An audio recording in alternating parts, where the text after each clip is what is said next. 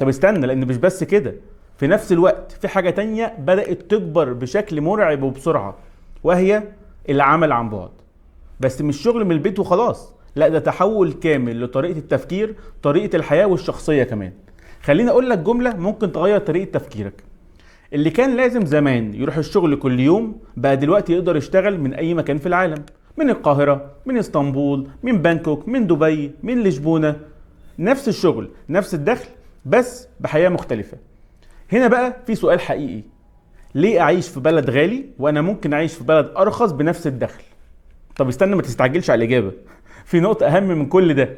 الناس بدأت تفكر وتكتشف حاجة اسمها cost of living، او تكلفة المعيشة.